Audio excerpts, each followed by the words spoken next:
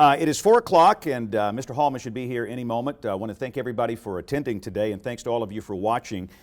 This is a community outreach event, and the discussion today will be best practices in lightning and severe weather safety for outdoor events in outdoor venues. This is a very important subject for those of us in the weather enterprise. Dr. Myers and her team, they put together an amazing panel, and what I'd like to do is just if you would introduce yourself, and we'll go all the way down the line, and Eli, will start with you. My name is Eli Gold. I've been the radio voice of the Alabama Crimson Tide for 29 years. Now the wealthiest man in the room is coming in right now. We just fined him $50,000 for being late. You can make it out to the American Meteorological Society Retirement Fund. So. Yeah, the heavyweight title fight last night. Tuscaloosa's own defending champion. All right, Byron, I'm sorry. Go ahead. I apologize. Okay, good afternoon, everyone. I'm Byron Hatch. I'm an assistant commissioner at the SEC. Been at the SEC office for about 8 months now. Previously, I worked at the University of Arkansas, and before that, I worked at the NCAA. I apologize for being a few minutes late. I'm Gene Hallman, the president and CEO of Bruno event team.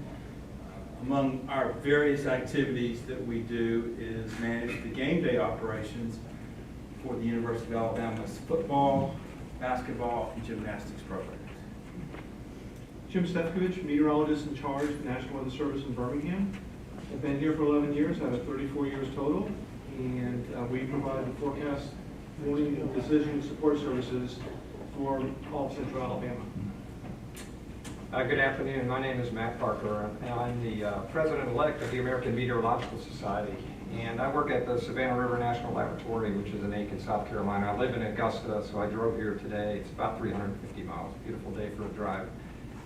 Before we go to Jonathan, I just wanted to give you a little context of what James alluded to. The American Meteorological Society is going to have a meeting here in Tuscaloosa with our what we call our Weather, Water, and Climate Enterprise. And we're going to meet at the National Water Center here in town. And what we try to do when we gather like this is do something in terms of outreach with you, the public.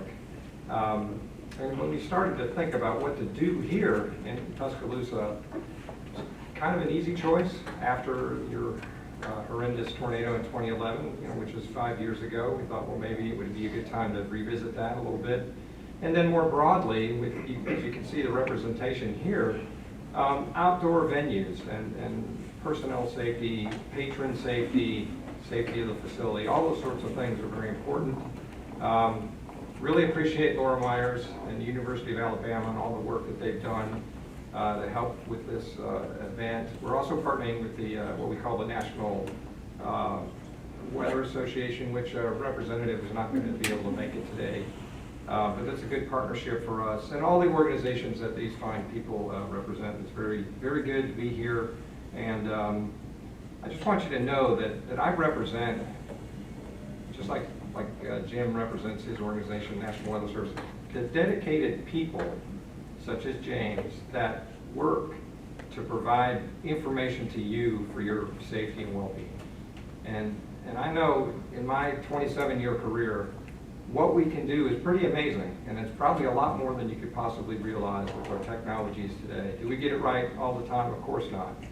But we do a heck of a job, and the dedication and career professionals that I represent are very excited, and we care. And so hopefully that message will come out today as well. So thank you very much. I'm glad to be here and look forward to participating. Thank you. Jonathan Nelson. I've been with the Barons for 23 seasons, and in the last 12 seasons I've served as general manager. Ken Horst, I'm Assistant Director of Office of Emergency Preparedness here on campus. Been with UA about 4.5 years. Prior to that, spent 30 years in the fire service. And my name is James Spann. I work with the ABC affiliate here. I'm a meteorologist on the broadcast and media side. And I got a lot of questions. We'll have a lot of comments. If you have a question, just raise your hand and we'll get through this. There's a lot of issues. These are very hard issues. And I'm going to start with my friend Jonathan down here. I love baseball. I'm a baseball guy. So I look at all of the entities represented here, and I would say that you perhaps deal with lightning more than anybody else up here, because of the fact that you're playing your games April through maybe even to August, I get. Right. And this is almost a daily battle with you. How does lightning affect operations with the Birmingham Barons? How do you monitor thunderstorms in these summer days, and what's your plan for dealing with it? Well, first of all, obviously, you know, we work hand in hand with yourself quite a bit, and along with the National Weather Service. And you know, you go further than this past homestand a week ago, where we had 3 to 5 games that were delayed because of weather. And you know, admittedly, whereas you have high school or youth baseball or collegiate baseball really affected by lightning, the first ever instance, admittedly, that we've ever had was this season, where umpires stopped the game for 30 minutes because of lightning. But what we do is we subscribe to WeatherTap, a radar service, obviously have close dialogue, again, with yourself, with the National Weather Service. And it's something that the safety, the weather, all those things, whether it be the day before a game or obviously on a game day, we take very serious. Explain how the procedure works. Now, I understand in the major leagues, it's the home plate umpire, and correct me if I'm wrong, which is a little bizarre because he has no equipment, he has no way of knowing where the lightning strikes are. Does it work that way in minor league baseball? Basically what happens, you know, sort of the cutoff period for us, up until about 6:30, you really need to make a call if you're going to proceed with the regular game time, because you have 30 minutes for a starting pitcher to get ready. Once the managers exchange lineup cards with the umpires, it's our call before that, but once the managers exchange lineup cards with the umpires, it's in their hands. So what we'll do during the course of a game when you have severe weather, or you know, you have a line of storms coming in or lightning, whatever it is, myself or Danny Ruggiero, who you know, our head groundskeeper, does a great job. We are in close communication with the umpire grounds, with the chief of the umpire crew. And certainly just communicate effectively with him to let him know what the situation is. And it's his call ultimately whether they want to be proactive in putting a tarp on or clear the field or what have you. Is there a set radius for lightning where you decide to delay or stop a game? There's not. Okay. There's not. It's basically, you know, it comes to, you know, like last time, you know, a week ago this past Saturday, our scheduled game time was 6:30. We ended up starting the game at 8:45, which was certainly not desirable on our end, but that's what we did.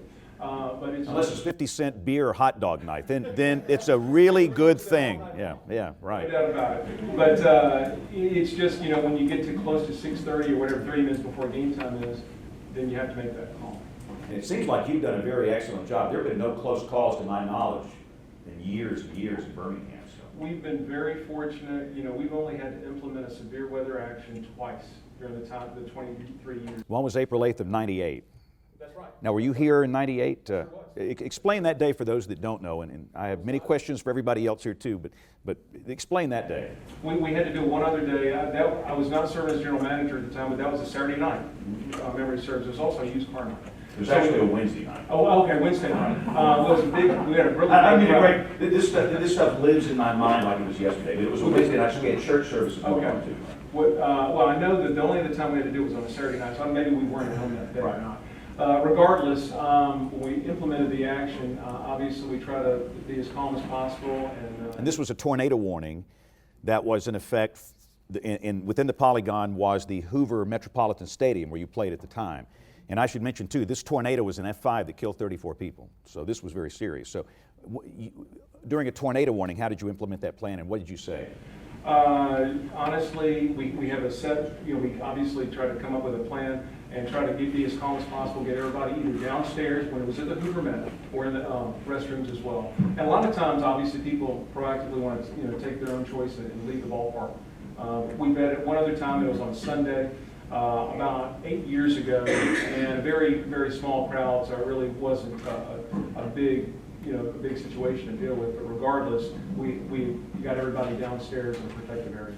Let me talk with Jim Stefkovich, and again, Jim is the meteorologist in charge of the National Weather Service in Birmingham. You provide support for so many different these outdoor events and these venues, everything from the Talladega Superspeedway to Regents Field in Birmingham to minor league baseball. How active is your office in communicating with these people involved in these events? Yeah, well, we've gotten a lot more active as the shift from the Weather Service has gone from forecast to decision support services. This is nationwide. So we typically are staffing what we call a DSS person a lot of times. Now, we always work through our county and state emergency management. We never work with a private company. We won't work with like a Talladega.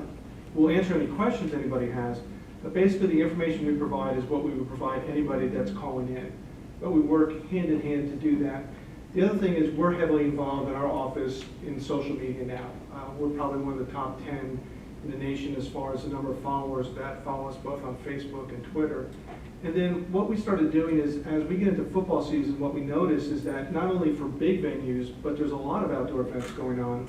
So we start doing graphic casts from about Thursday night through Sunday morning, where we're going to put out specific graphic casts for noon, 6 p.m., and then 10 p.m. And that kind of covers a lot of events that are going on, and I think that's been very useful.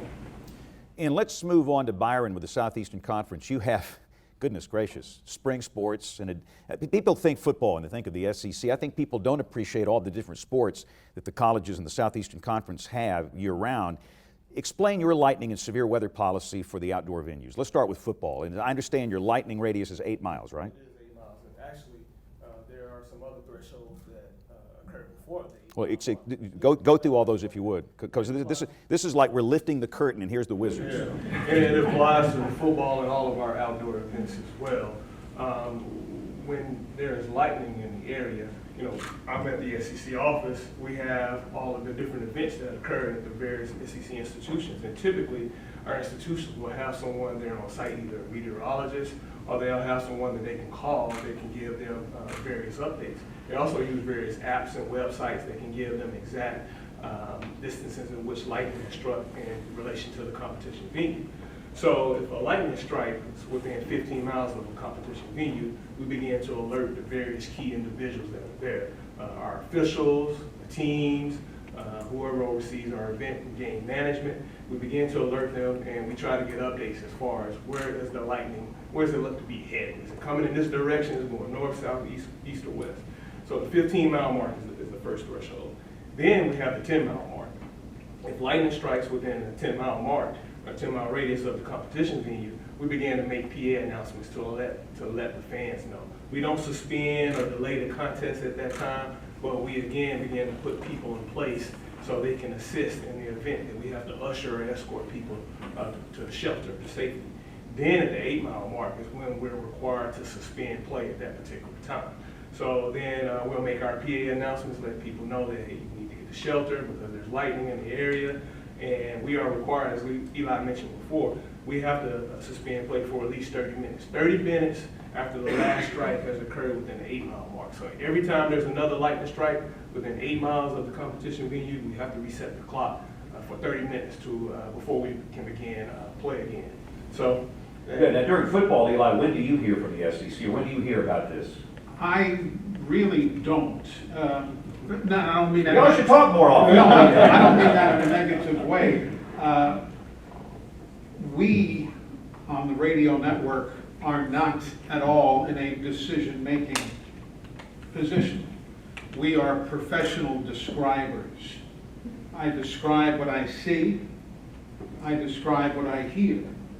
So if there are announcements being made on the PA that such and such is happening, I will relay that, because there are people in the stands who, thank goodness, are wearing headphone radios listening to our broadcasts, may not have a clear listen to the public address system.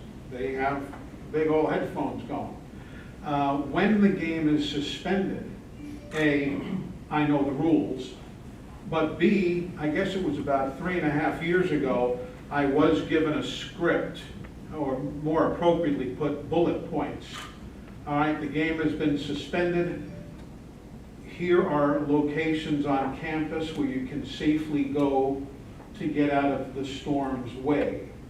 You know, obviously the men's room, the ladies' rooms at the stadium, the lobby level of such and such a building, this. That was a script that was provided to us, I'd say about 3.5 years ago. And I carry that with me. It's in my folder. And if I need it, I'll reach down, pull it out, and I will proceed to use that. Then I will describe what's going on. Man, the wind is blowing, and the rain is sideways, lightning is flashing. And again, I'll reiterate for those of you who are listening here at the stadium, here's what you need to be doing. And then we'll go about continuing our coverage, whether it's taking phone calls from the listeners, rehashing what we've done. We had a particularly bad storm in Columbia, Missouri a few years ago. We even got a hold of you when you popped on our air to tell us, you know, because here's what it's looking like, and the storm is moving this way, that way. But we, again, are not in a decision. We are reactive. We are reacting to what the university has done, what the SEC has done, what the game management team has done. So we are conduits of information, making sure the listeners know. And at that point, it's something very unique. We're talking to the listeners on the scene. Right. Not so much to the listener down in Dothan or Eufaula or Mobile. It's to you guy over there, section 112, you know, here's where you need to be going right now. So it's a bit of a departure, but that's what we do, and it's and that's pretty well defined. So another raise the curtain question here, for this venue here, Bryant-Denny Stadium, is Ken Horst. You're with Emergency Management. Where do you fit in with all this? You got the Southeastern Conference monitoring this. You've got these rules. You got Eli on the air. Where does the EM community fit in? Relative to game day, there's essentially 3 different activities that are occurring simultaneously, and each one of them has their own organizational structure. Gene Hallman already mentioned about Bruno event team, and they're managing the game day experience, traffic flow, etc., the crowds outside the stadium, etc. Then you have game management, which is handling the game itself and everything that's happening inside Bryant-Denny Stadium. And then you have the public safety component, which is the law enforcement, the fire EMS elements, etc., and emergency management. What we do is provide those other 2 entities, or 3 entities actually, as part of the public safety arena, information. And so we have multiple subscriptions. We're in constant contact with the National Weather Service. We have a meteorologist in our Emergency Operations Center who is looking at various elements in the event that we're having potential for severe weather. And then those parameters that Byron already talked about, we have those in one of our subscription services, Bryant-Denny pegged with landmarks, rings around it, and we get automatic notifications, and then we transfer that information to the individuals that need to know. The Red Leonard with game day management, who in turn notifies the officials and the coaches, etc. So we're a conduit of information to get that out.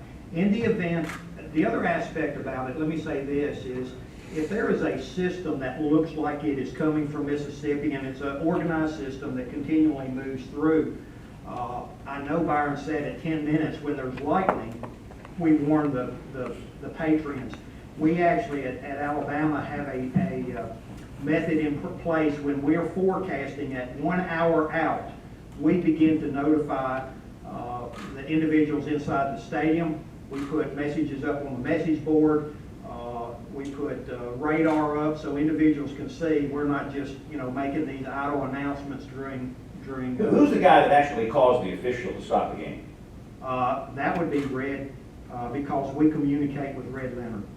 On that point, James, each institution has someone in their athletic department that is their game manager that oversees it. That's right. And that would be here That's at Alabama. That's Red. That's correct. Right. And he will come into our emergency operations center. I mean, we'll be looking at radars, various, tools that we have inside of there, and trying to make those best decisions that we have. Sometimes the athletic or assistant athletic directors will also come down and be involved in those decisions as well. And Gene, if you would again kind of describe what Bruno does here on game day and how weather affects you in your operation. Well, it's really a topic, James, that came to the fore right after 2011. And I would say we deal with a lot of other schools in this capacity. And Alabama is the absolute leader in being prepared. You think about the complexity of game day, and before a game, you've got them all outside, and you have more tailgating than you do who go into the stadium. I've always heard that there could be 200,000 people on campus, 100,000 get in, 100,000 are outside in these tents. And that's pretty accurate. So years ago, working with the university, we came up with a system. It's on the website, uagameday.com, where we broke the campus down into quadrants, color-coded quadrants, and we opened certain buildings. They have a flashing light in front of them that heretofore are locked. And we tell people, based upon the information we're getting from Ken and his group, and we give them plenty of lead time to get to those safe places. And it's all on a website, which is mobile device accessible. And that's where we would go to Eli pregame and help spread the word, because people are definitely listening out tailgating to Eli in the pregame that this is what's going on. Now we have used it once already, and then we used it once during the game. What game was it? Florida Atlantic. Yeah, Florida Atlantic. But the game was actually ended before it ended. 7 minutes to go or so. So it's a fascinating project with many layers of complexity. But I feel very good at where this particular university is relative to being prepared for weather and game day. James, if I can add to what Gene said, Bruno has a rep that actually has that works for them, but actually has an office here on campus. And we work hand in hand. There's a matter of fact, I looked at it, it's 27 pages long, document relative to severe weather for game day. And it has a communication flow chart, etc. But the key is not just having a plan, but exercising it, and individuals know what to do. And several years ago, we brought John Block and Jim Stefkovich down, and we actually tabletop and worked through the severe weather preparedness both prior to the game, where we dealt with the people on the quad, the individuals who are in motorhomes, etc., and work through that procedure. There's tents up that become airborne missiles, when there's high wind, etc. And so we work through that, and it's important not just to have a plan, but to exercise it, find out where your gaps are, and that plan is reviewed, and we meet on it every year prior to the season beginning. James, if I could just add real quick. Yes, sir. My daughter and some of my money comes down there. So, Vested interest. it is vested interest. And I will say Ken and Dr. Donald Keith and their team, this is a model university for everyone to follow of what they've done for preparedness. The alerts that I also get, I get texts, and I know it's working when my daughter doesn't contact me anymore and says, Dad, what's going on? Because she's getting the information she needs. And they're hardened facilities, maybe Ken can address that, the location that holds 3,000, that was down in the EF5 tornado is just, it's phenomenal. So let's go back in time. The University of Alabama played in the SEC basketball tournament. This was in 2008. A tornado went through downtown Atlanta. Alabama's playing Mississippi State. Some of you might recall the event. The roof started to shake. There were tiles falling from the roof. The fans were horrified, and nobody said a word in the venue itself. That was one of the closest potential disasters we've had in my experience in all my years of doing this. It was a total disaster. And in my opinion, the Southeastern Conference has gone from worst to first. And Byron, you weren't here back in 2008, so we can't blame this on you. And let me tell you, you might recall the story. Alabama hit a last-second buzzer beater, which sent the game into overtime. And if that shot would have missed, those fans would have been out there in the middle of that tornado. And that could have been a very serious situation. And again, I'm going to get back to football in just a second, but we have to remember that in spring, we're mainly playing basketball here. And that was a total disaster. So somebody in the SEC has gotten serious about weather. And I don't know if it's happened during your tenure there, Byron, but just kind of explain the culture of severe weather safety in the Southeastern Conference, not only at football, but at basketball and baseball and all the other spring events. You know, the unique thing about basketball, it's an indoor sport, so that lets you know how you have to be weather conscious when it comes to indoor events as well. You know, I think that was an interesting event. At that time, I had an ironic or unique perspective because in 2008, I worked on the NCAA staff, the staff that helped plan the Final Four in the men's basketball tournament known as March Madness. And the commissioner of the SEC at the time was Mike Sly, who happened to be on the men's basketball committee. He was with us in Indianapolis, Indiana, when everything was going on in Atlanta. So being there huddled in a room and trying to figure out what was going on in Atlanta with him was interesting. And I think from that point, as you mentioned, not only did the SEC go from worst to first, but a number of us in the sport industry looked and saw what happened there, and we understood what we needed to do. We needed to do something. And so some of the things that I think that came out of that is, it was mentioned, you gotta have an emergency plan. An emergency plan is not just sitting on the shelf somewhere. A lot of times people come up with plans, they put it on the shelf and it collects dust. But something that you have to go through periodically to make sure that all parties understand their role. And in that emergency plan, one of the key things that you have to have is your chain of communication. How did you get the message out? Who gets the message out? Who communicates to whom? The teams, the officials, the fans. What is that message that you're giving? Eli was talking earlier about some scripts that he was given. In the industry now, most people have PA scripts, templates that they give to the PA and they give to other people that can deliver the message. One suggestion, you need to give those to these guys like Vern Lundquist, all right? I mean, I know, like I used to work in Dallas years and years ago. Vern's a good guy, and you know, he's about to retire. But I have heard him say, and many guys on ESPN, some of the most outrageous things that aren't true. We don't expect them to be meteorologists, but at least have a little accuracy in what you're saying, because when you pass along false information, it's dangerous. And I told Eli I've never heard him say that, but just as a suggestion, you might want to give those to some of the network announcers. I experienced that this year at the softball tournament right down the road in Starkville, where we had to delay some games because of weather, and the messaging was incorrect what was given on television. That's boneheaded. It's totally boneheaded. We can be better than that. Right, you're absolutely right. Another one of the things that was mentioned, tabletop exercises, where you can go through a number of emergency scenarios. Weather needs to be one of those. And severe weather, just that you have your various law enforcement agencies, your event management team, people with the venue, just in the room that will walk through and role play what happens if. And you throw out the hypothetical, and weather needs to be a big part of that. And then designating evacuation locations.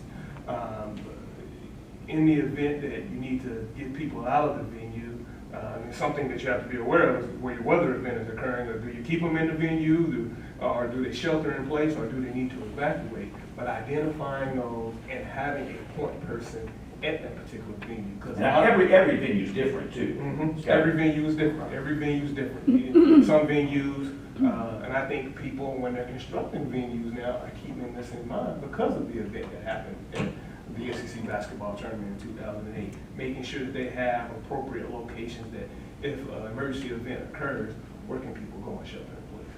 Matt, what is the AMS doing to communicate with big organizations like the Southeastern Conference? Is there an active incentive within the AMS for this? Well, I mean, our membership is basically made up of a third federal, a third commercial, and a third academic. So the idea is really to work together and provide information. So right now we're working on what we call a statement. And the way our governance is in the society is we have a council, and we work on these informational statements. And when they're endorsed by the council, we publish them, and they're available for anybody to use. And so in this case, we're actually looking at weather safety in large outdoor venues and getting the right people to put together this information so that it's freely available, and it represents our enterprise. And people that need the information can get it, and it'll be made up of a good mixture of the three sectors and putting together the information. Gene Hallman, let's talk golf. It's horrifying. Out of all of the sporting events we've discussed today, to me, that's one of the biggest challenges, and you're involved in that. What do you do at a major golf tournament? Well, I think the tipping point for golf came in 1991 at the U.S. Open, when 6 men were huddled under a large tree at Hazeltine, Minnesota. The lightning struck the tree and killed an individual and severely injured 4 others.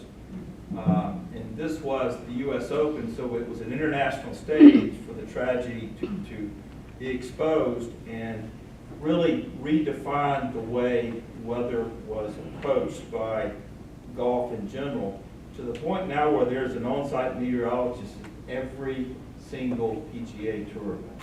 And the women's tour. And the women's tour. And they travel with that tour.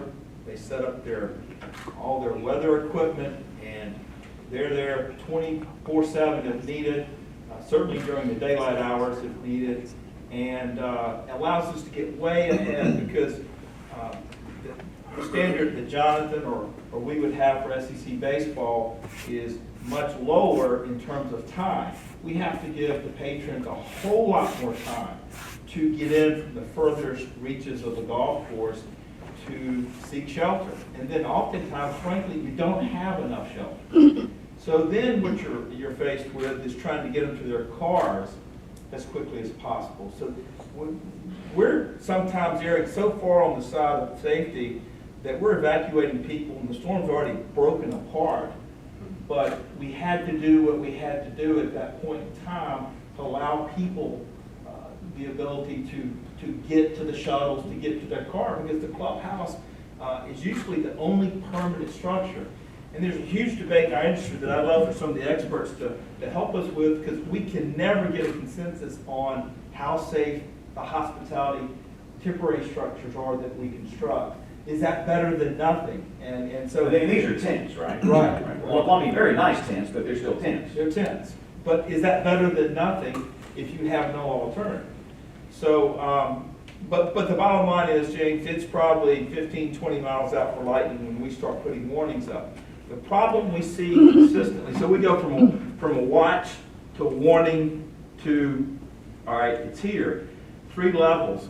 But the biggest problem we have in any sporting event, including racing at the Barber Park, is in the first phase, you're telling people weather's coming, the competition continues. So the person just keeps watching. Heck, they're playing. It's okay. I don't need to go anywhere. This is getting into social science now, ladies. Yes. We have some experts over here we'll bring in later. So, you gotta go somewhere.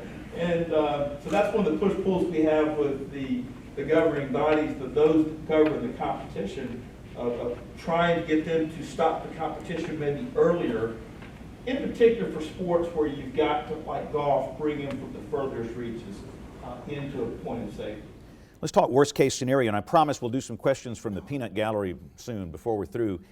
I want to go through worst case scenario. And again, many of you know that in our state, 5 years ago, on one day, we lost 252 people on a tornado outbreak. This was April 27th of 2011, 62 tornadoes in one day. To me, and I still maintain my statement, that death toll is inexcusable. Nobody in this room should accept that. Nobody.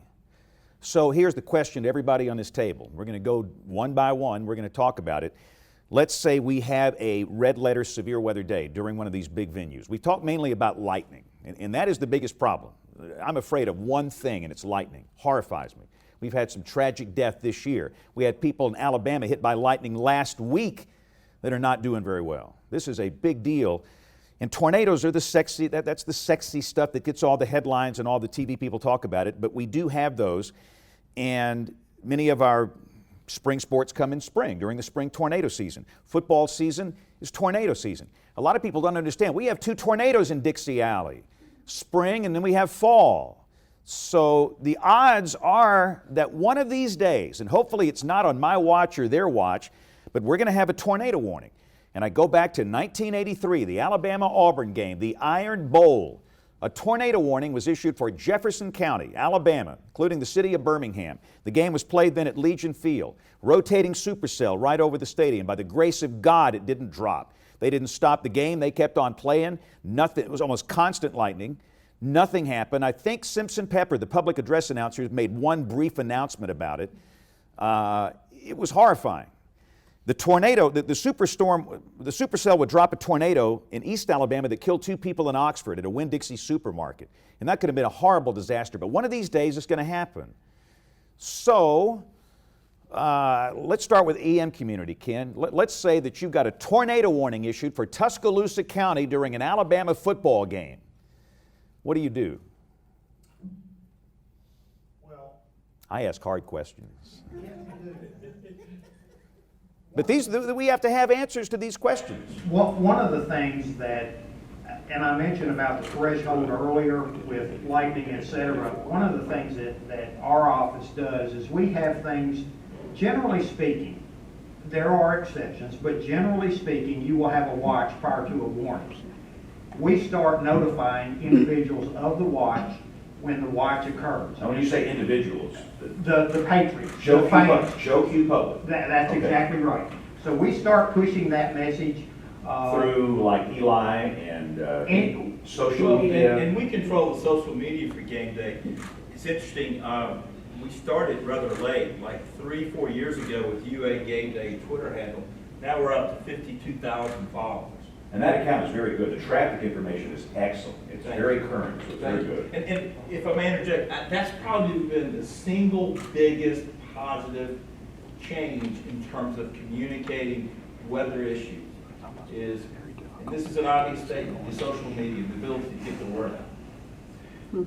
But for the people right immediately on campus, we have UA alerts, we have indoor and outdoor PA warning systems. I'm not talking about sirens, I'm talking about voice PA systems. Right. There are the messaging on the buses will rotate from game day, tornado watch, game day, tornado watch. So we push messaging out. When it becomes a tornado warning, immediately everything stops. Again, this is assuming that Bryant Denny is in the polygon. And the other aspect about it is when there is a watch on campus, we automatically open up our storm shelters.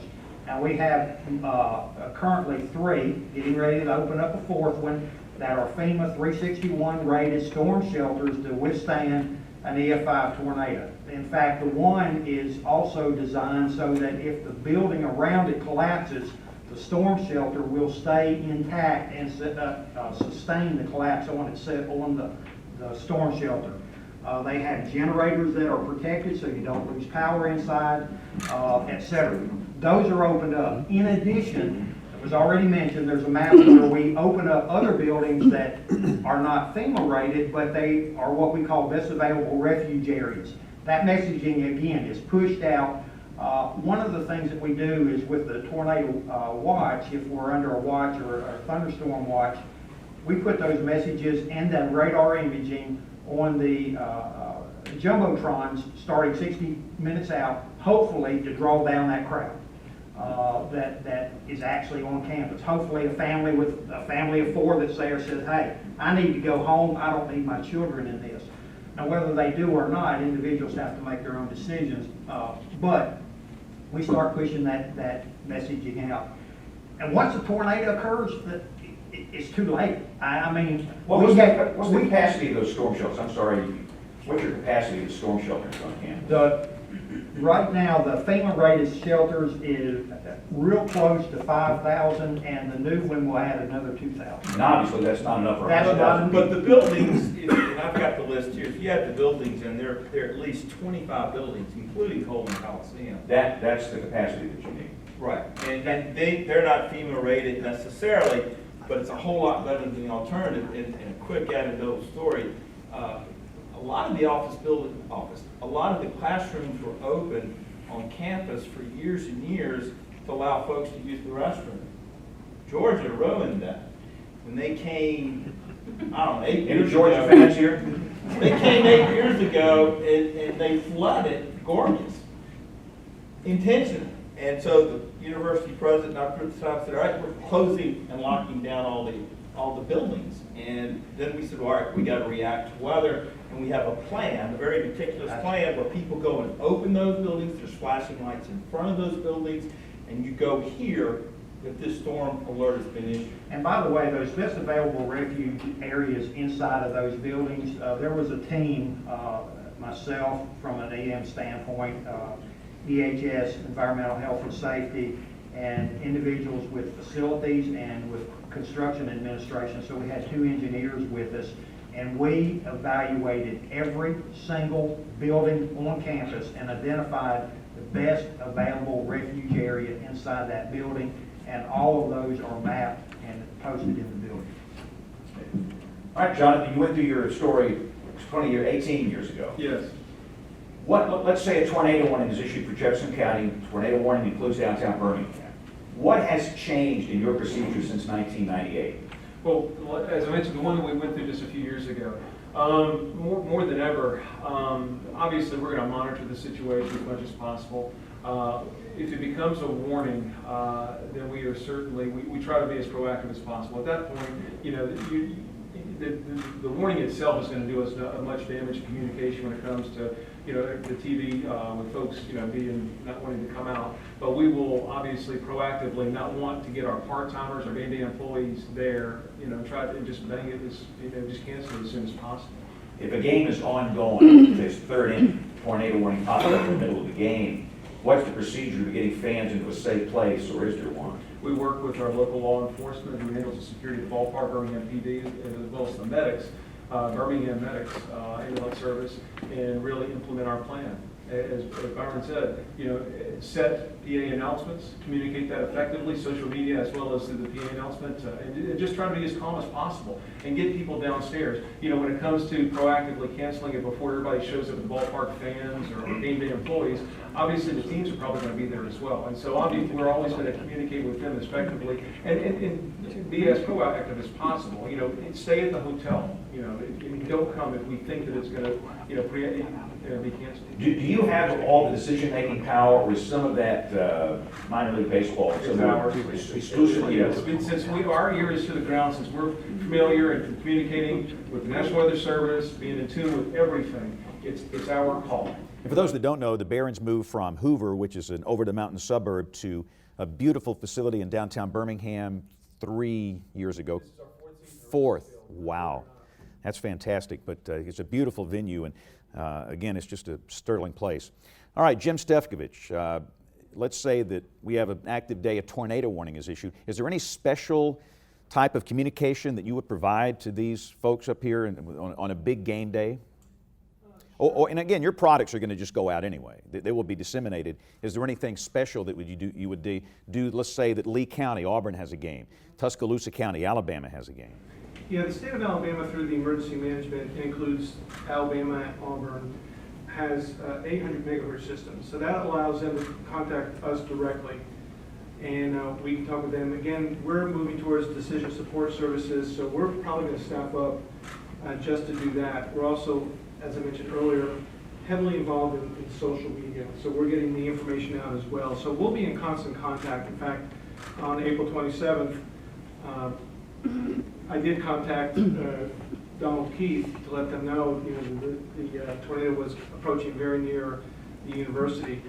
I think some of the things that we're also doing now is that since 2011, we've worked really hard with a couple of offices, including Alan Gerard, who used to be the former head of the Jackson office, Weather Service office, really reducing our false alarm rate and our severe weather while maintaining a high probability of detection. And what that's done, I believe, is with our integrated warning team, which is our media partners and our emergency managers, has really gotten them to say, hey, when Birmingham issues a warning, you better take it serious. So I think it's putting a lot more confidence, and people are much more ready to Yeah, let me just stop Jim right here. The FAR in 2011 was, and the FAR today, false alarm ratio today, is explain the change, the improvement. It is staggering how they've gone back to basic science and knocked that FAR down. Yeah, basic science and through some staffing modeling that we're doing that's I think kind of unique that some others may or may not be doing. But basically, we were right around the national average, many offices with a false alarm rate of about 0.8, which means that if you issue a warning and nothing happens, it's a false alarm. If you issue a warning and there is a tornado, it's not a false alarm. So we were running at about 80% in 2011. We have steadily reduced that over the last couple of years. We've been running about 50 to 55%. And so far this year, we're running about 20%. I never thought it would be that low. That's staggering. So the warnings really do mean something now. All right, Gene Hallman, tornado day. Not lightning, but a tornado day. What's different in how you react at your events? depends on the nature of the event. Well, let's start with the game here, with game day. You got all these people on campus. What happens with a tornado warning? Well, it starts with social media, not only with Twitter, but Facebook, Elon, Crimsonside Network. The university has a tremendous database of people that they can communicate with. And when Ken says there's a PA system on campus, there is a PA system that is second to none. And it's audible. You can't understand it. You can clear it. I mean, there's 3 or 4 major speakers, 5. Anywhere on campus, you can hear it clearly. And I mean clearly, they've tested it. So there's a multitude of things that you do, and you get so far in front of it. I think we learned a little bit last year from, in a different sort of a way from the LSU game, is we had a lot of rain, and we had the quad full of people, and they had their electrical setups with their TVs. And there was standing water everywhere. And we were messaging, but until we started showing photographs on Instagram or Facebook of the standing water and the cords running through the water, people didn't pay attention. So the photographic, so it could be an image of a radar map, James, that we send out. I think the photographic image is a very powerful tool that we were underestimating until the LSU game last year. Byron, you've got schools all the way from Texas to the Carolinas over here. Not lightning, but tornado warnings. How do you handle those at your different schools? I think Ken mentioned it before, when there is a warning, our schools are required to suspend play at that time and go forward with their emergency plan. You know, here at the SEC, we have worked with the schools to come up with certain best practices and certain parameters when games should be suspended, canceled, postponed, you name it. But we leave it up to the schools to implement that because we have 14 different institutions. We have them and their staff and working with their emergency management to put that in place. And we're just in good communication with them and making sure that they're abiding by the decisions. But then the onus is on us when it comes to our SEC championships and our tournaments and working with those venues. So much like what Ken and what Gene had mentioned, we have those same parameters in place. One of the things I want to mention that you have to be aware of is at what point in time is the event occurring, because you can have a number of people in a number of different places outside of the venue, tailgating, you name it. And so you have to be aware of that so you know who's going to go out and communicate with them and figure out what you're going to do with those individuals. Do you have the evacuation locations that you can put them inside of? Do you bring them inside of the venue?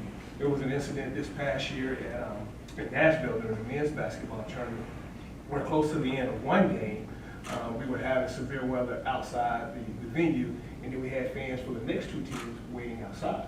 And so what we did is we decided that, you know, we have certain times the doors are open or gates are open that people can get into the game. We opened it up, let those people come in, and we made an announcement there in the venue that those who were going to leave that game, let them know there's severe weather outside, it'd be in their best interest to stay in the venue, and that there are designated locations. You could go to the upper level, or you could go out to the concourse. So there's certain things you have to be aware of what's happening and who may be outside and how you can keep those things. That's another great example of how times have changed since 2008 during that basketball tournament. Well, and James, if I can add, if you remember 2 years ago, the SEC baseball tournament in Miller, this man was driving by.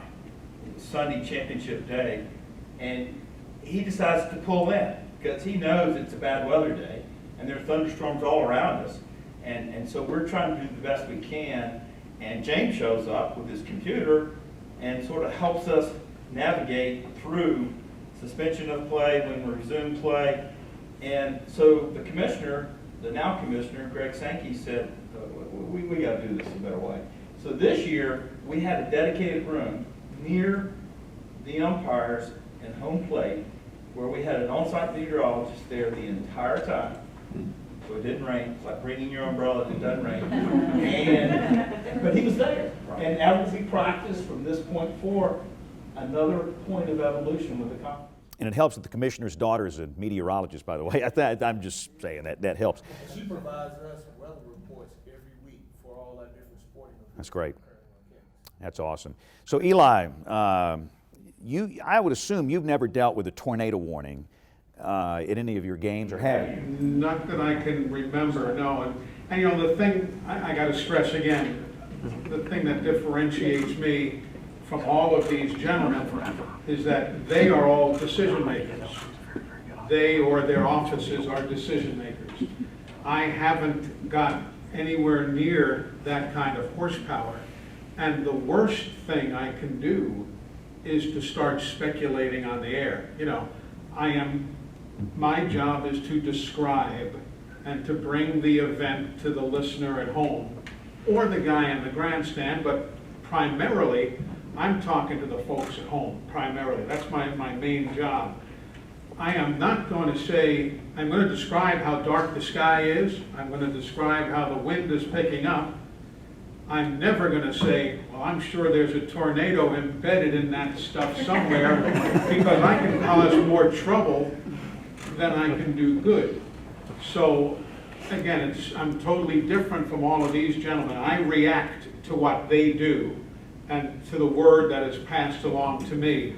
I am not going to go where I don't need to go. I will describe what I see, the same thing the guy in section F can see, but I will do no speculating, because that's when I get in trouble and actually could, you know, God, Eli just said there's a tornado coming, and all of a sudden folks start heading for the exits, and somebody falls down the stairs, and this one tumbles over the grandstand, and you got a mess because of Eli said. So Eli doesn't say. But if the unfortunate circumstance ever occurs that we need to communicate to Eli, he is going to be the single most effective piece of communication we're going to have with the fans pre or during the game. Right. But again, it's with their blessing, if you will. Somebody will call my boss or run to the booth. We're right there in the press box, right not far from anything, and say, here, do this. And when he starts to read those scripts, that means it's gotten serious. Yeah. And God bless you for that, because not everybody's like you. I mean, Well, I'm just saying. Well, I appreciate that, but again, I'm not going to, it's no different than an injury. You know, you gotta always be cognizant of who's listening. You know, I can see a guy writhing in pain. I will describe what I see.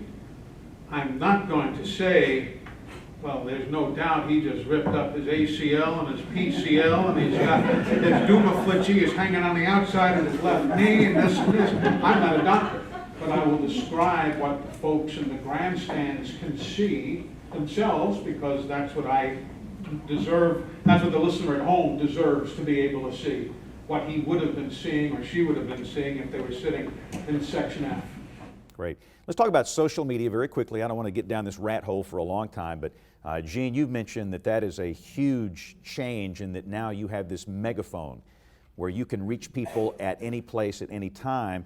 And again, I'm going to go down the row here and talk about social media, except for Eli, because he doesn't have a Twitter account, although Ken's going to open a new one, The Real Eli Gold, on Twitter right after this. My tweeter's not working. The tweeter's not working. Eli's tweeter is wet, and that's a show title for this episode. So Ken, does the emergency management community use social media during game days, and if so, how? Well, I can't speak for the entire community, I can speak for our office. You speak for your office. Okay, our office itself does not utilize social media, but the university has been undergoing some changes, and they are now having a very aggressive social media presence, which is, again, has been a little bit of a change with some new leadership there. And they meet with us and disseminate information from an official UA standpoint. And so they are our voice. So this is going to come more from the official University of Alabama Twitter account? That's correct. Okay. Their Twitter account, their Facebook page, the home page, Or from the athletic Snapchat, you department. name it. Right. And I know that, right, there are multiple. Yeah. That's They just don't have one. That's correct. Right. And athletics has one as well, and obviously game day does.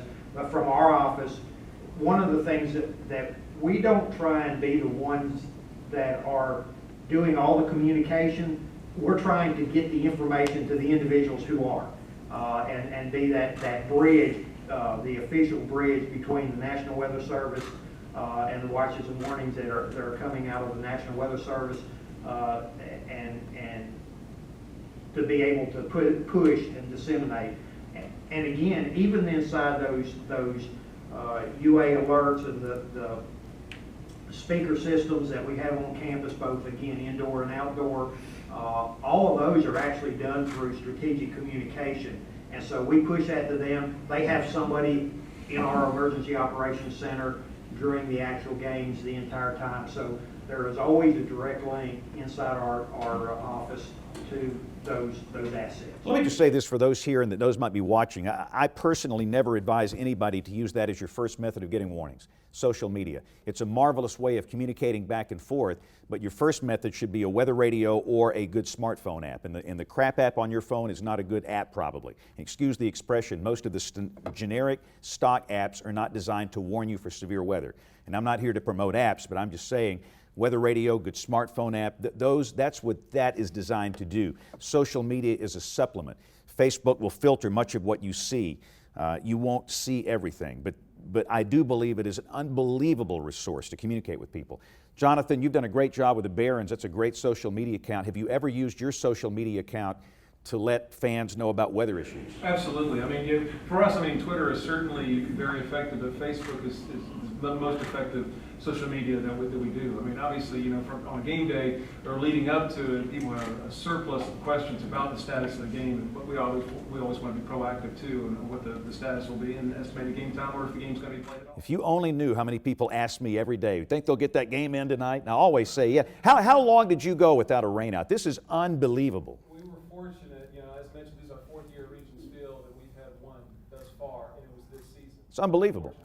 We have storms every day in the summer here. That is unbelievable. You're living right or something. But I will send people to your Twitter account then. That's great. Within the American Meteorological Society, Matt, social media has changed the way people communicate in all disciplines, in all parts of the weather enterprise. Do you have any advice for these folks involving social media use, maybe best practices that you've learned within the AMS? I think you touched on it. It's a wonderful thing, particularly for weather and verification and validation of observations in the field. But the timeliness is a big issue where the information doesn't come out on these poor apps. So you have to be really careful with that. There's been a lot of cases where they come out the next day. It's bad. It's really bad. So you have to be careful that whatever you use is a good product. And I guess one way to do that would be talk to other people, talk to professionals, talk to people like Jim, get some feedback from people in the know whether the product is decent or not. There is no UL listing or anything like that for the weather information, and it's really. You do have certifications for professionals. Well, we do, of course. There's certified consulting meteorologists, there's certified broadcast meteorologists, and I think those programs are probably going to expand. But there's only so many meteorologists that go around. The problem is our data is kind of freely available and anybody can grab it and misuse it. And just chase the rat hole here. So you get a 15-year-old kid in the basement and he looks at a computer model 18 days out and he says we're going to have a tornado outbreak or a snowstorm or an ice storm. There's nothing we can do about that. That train has left the station. But you do advise people to be sure they're using a credible source instead of Joe's basement weather center. Be careful, absolutely. And I think you're right. Certifications, that's one thing that we can do in our own profession is to ensure that the practitioners are educated, certified, have the experience, know what they're talking about. Just like when you go to your doctor, you want somebody who's certified, and your mechanics, and anybody that you want to trust. You want to know what their background is, so do your homework. And let me just say this. Everybody in this room's got radar on your phone. Everybody in this room has radar on your phone. Looking at radar on your phone doesn't make you a meteorologist. It's like going to WebMD doesn't make you a physician. And how many times have we seen with some of these outdoor venues, these outdoor concerts, where the concert organizers, literally, they're looking at radar on a phone. and they're making decisions and they don't even know what they're looking at. They have no idea what a gust front looks like on a phone. They don't have any idea what these signatures are. They're looking for red blobs. And we've really got to be careful with that. I agree, it's marvelous. We want you to have radar on your phone. But vet the information. All right, thank you, Matt. Jim? But I am encouraged by how many of you have said that you use meteorologists. I mean, that's what you should be doing. Let me say real quickly, when I go down and talk to teams, every player and every coach will show me the radar on their phone when I go down and talk. All meteorologists. I remember one time that we obviously worked with Gene with the SEC tournament, was a great event, a number of years and everything like that. I'm in the press box and there was one guy that, some reporter out of town, maybe Louisiana or something like this, he goes, man, we're about to get hammered. And he looks at me and goes, where's Bessemer? It's like he had no idea where the ballpark was located. But, you know, and let me say this too, I want to tip my cap to you guys and what your website as well, because you guys, everybody, Ryan and Bill, yourself, update your website. I'll watch it every day, especially when threatening the weather, and y'all do an incredible job of updating. Thank you. Yeah, we try, and again, if you look hard, you will find some very in-depth, excellent weather information to help you making plans. Jim Stefkovich, I think your office is one of the best in the country with social media. It's stunning.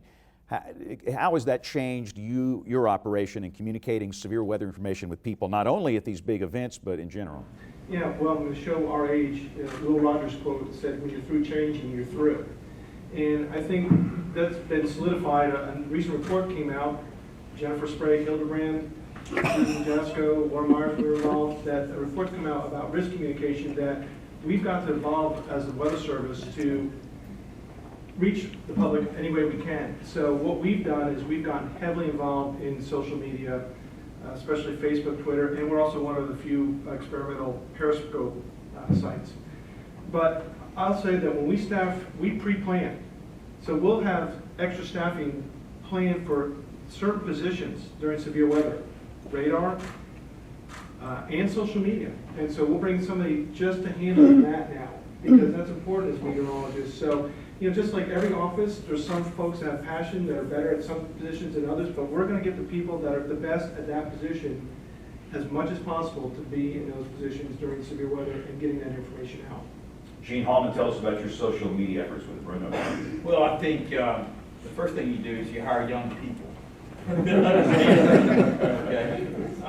And for game day, for example, we learned that we had 2 full-time people during game day last year, football communicating. We're going to 3 this year because of the volume.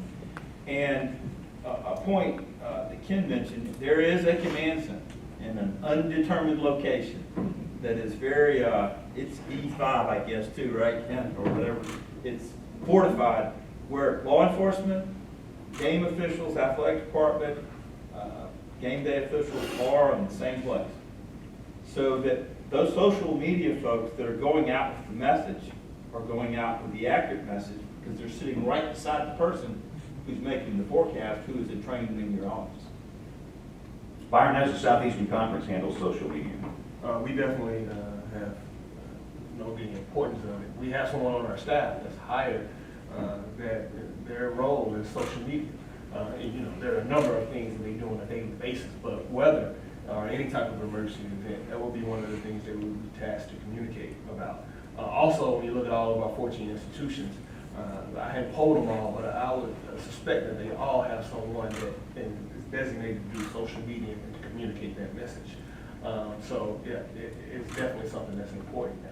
Is anybody in this room between the ages of 17 and 21? No?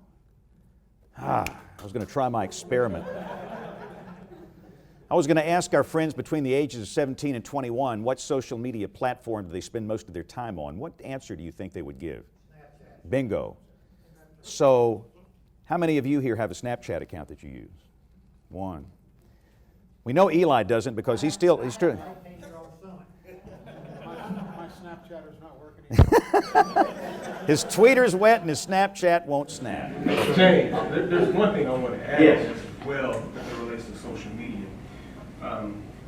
Here in recent years, Alabama considered a football game, but there were issues in athletic venues and football and baseball because with so many people trying to get on the internet at the same time, we didn't have enough broadband. Well, that's a good point. Yeah, so there have been a lot of venues here in recent years, I would say probably over the last 2 to 3 years, that have invested in their technology infrastructure and their wireless infrastructure to be able to handle something like this. Because there are a number of things they're doing for fan experience on even a great day that they want to be able to push out to their fans. But, 4 or 5 years ago, you come to a stadium that has 100,000 people, you couldn't get on the internet because everybody's fighting for broadband space. So having those other items that you mentioned, like a weather radio, is very helpful, especially when you come to a football game in the SEC.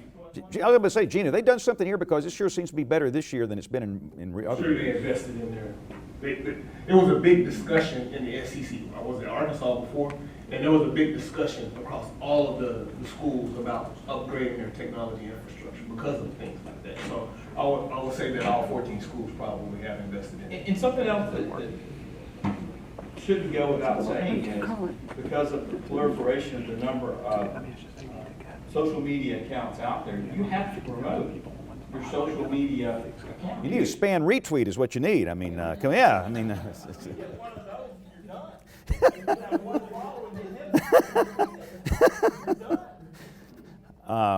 So, let me shift gears because I know that we have a lot of people within the weather enterprise that are here today and that are watching this. A lot of people are going to be watching this. A lot of those that are watching this video, they're not in the weather enterprise, they're just football fans or basketball fans or baseball fans. So let's go to some advice for the public, the person that's going to go to a football or a baseball game or a tennis match, or they want to watch some golf. Let's start with Ken. What are ways that they could do to be better prepared for severe weather or lightning at an outdoor venue, a big sporting venue?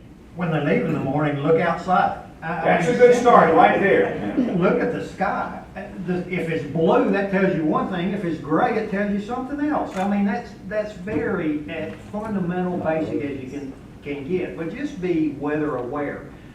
And how do you do that? Well, from a standpoint of if I'm going to make a trip to the beach, I'm going to look at the forecast. And so what's it going to be? What's the weather going to be? Do I need to take, extra bathing suits, or do I need to take sweatshirts? Because depending on what time of the year, you'll have good weather or you'll have cool weather.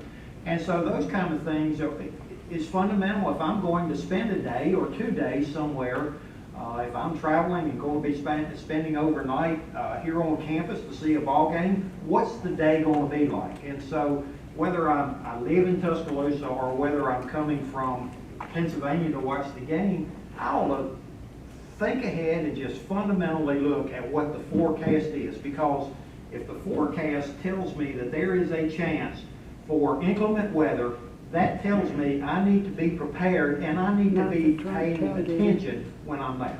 And let me throw in one thing. Don't check the weather for a game on Saturday on Monday and don't check it again. Old information is bad information. I mean, you need to be looking at it through the whole week if you've got something coming up on a Saturday. Jonathan, folks want to go to a Barons game. What's advice that you have for them when it comes to keeping safe during bad weather? Same thing, be weather aware. Monitor the situation. Contact us.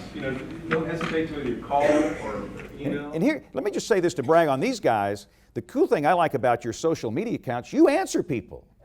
Absolutely. The thing about social media, and understand I am not a social media expert. I am not. I use it a lot, but I'm not. But the one thing I know that has to work, it's got to be a two-way street. If somebody comes to me and asks me a question, I am honored. They go to 1 million weather people. They came to me. I will do the best of my ability to answer that question, and you do that. So you hit the Barons, and you answer them. So you're willing to do that. We have to be responsive in a timely fashion, especially on a game day. Everybody has questions. I mean, you have so many people coming out, and we have about 4 or 5 people, including myself, that monitor it. Matt, advice for Joe Q Public when it comes to being weather aware during outdoor events? Take it seriously. It's not worth it. It's just not worth the risk. I mean, any of the venues we just spoke of are highly vulnerable, not only to lightning, but wind,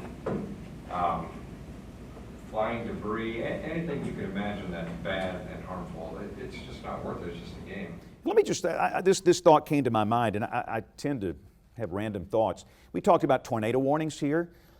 let me encourage those of you that are watching to remember that severe thunderstorm warnings are a big deal. And Jim, I'm kind of morphing into you.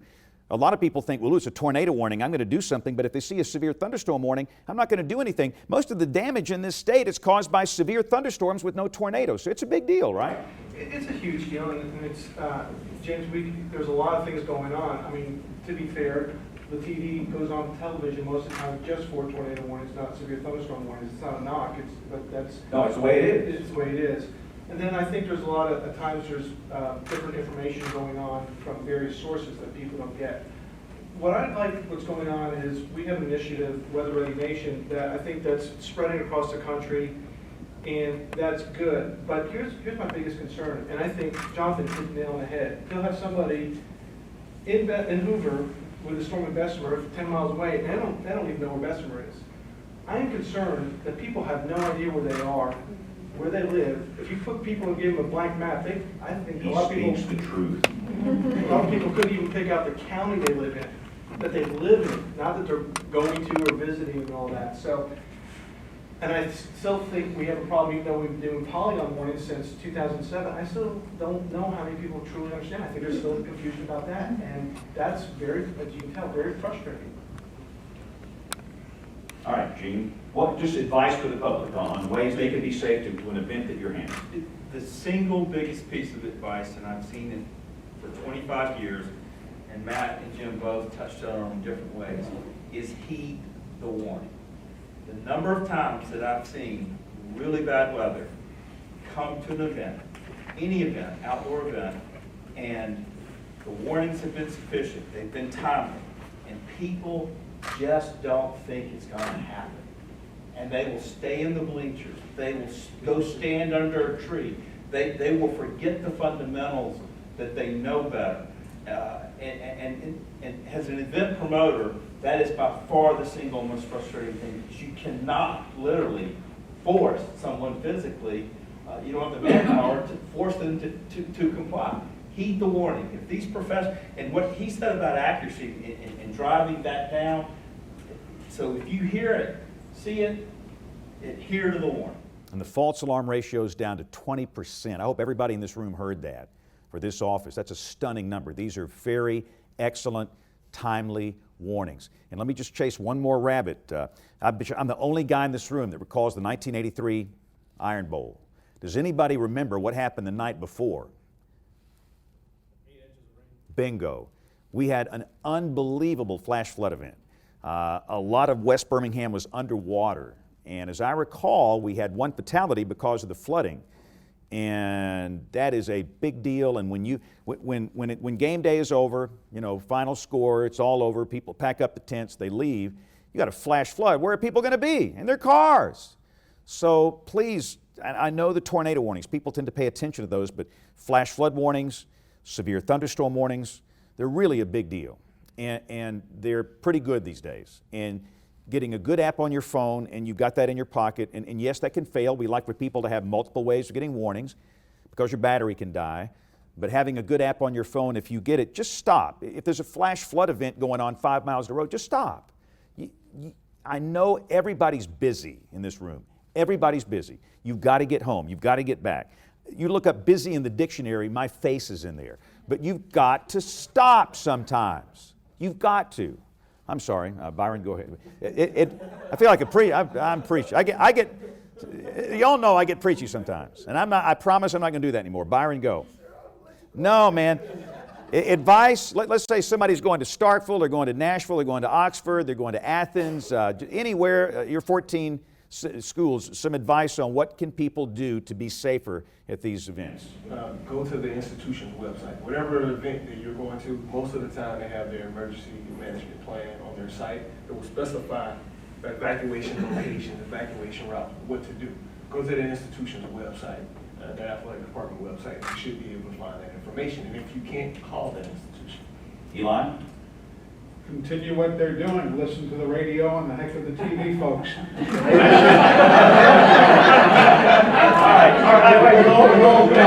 Except of course the nightly newscasts, but no, in all seriousness, pay attention. You know, that's what you need to do. If you're out there, pay attention, because we're not just You know, these guys aren't putting out their warnings just for the heck of it. I'm not reading off of a warning script just for the heck of it. Pay attention. And it is amazing to me how many people in the stadium are listening to you. I see, like, everybody's walking around with these headsets on. You know, And to me, that's the way to go. It's a blessing that the fans are comfortable enough to do that. But, you know, it's important in the case of bad weather. And Eli, when you hear him saying bad weather, understand he's taken that old thing I was taught years ago. Tell him what you know and don't tell him what you don't know. He's telling you good information, and it's solid. And if you're hearing it from him, you need to do something. So here's my Vern Lundquist story, all right? So it was here. All right? He is a nice guy. He is the kind of guy you want to go hang with. I'm telling you, please don't hate on him. This is not a hate Vern day, but he just drives me crazy. Because Of course, he So- watches Channel 6 when he comes yeah, to work. exactly. So we had a rain shower pass through, and you know what was his quote he said on the air? Anybody remember? This is what? He said, something about I heard thunder, but I don't think there was any lightning. Oh yeah, well that's one. We've got a top 100. That's in the top 5. But he said, this is what folks, this is what a 20% chance of rain looks like. Now wait a minute. Nobody said, nobody. He looked at some crap app on his phone with no input from anybody here or anybody with knowledge. There was an excellent chance of a passing rain shower during the game. Where's he getting this information? It's just unstinking believable. I'm sorry.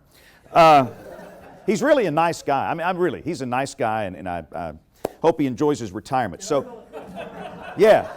And let me say this. I work for Crimson Tide Sports Marketing, okay? So I'm at the game. And it is a very quick walk down there to where these guys are. I almost went down. I almost had to come over there, but I stopped and didn't do it because it was not appropriate. Go ahead. James, Eli, he should get a national championship ring from this past year. Coach Saban's director of football operations used to work with me. So remember the Georgia game last year in Athens and all the rain? Mm-hmm. So on Monday, Ellis called me. Coach wants to know what's going to happen. On Tuesday, coach is, because he's got to prepare, all right, what kind of cleats, how many towels, the whole, Saban obviously is very meticulous.